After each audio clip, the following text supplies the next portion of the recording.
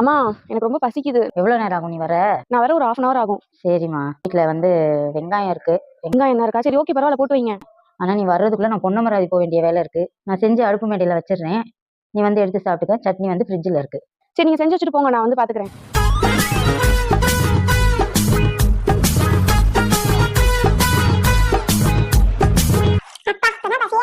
ஆமா, பஜ்ஜி சுட்டு வச்சனே, சாப்பிட்டியாமா?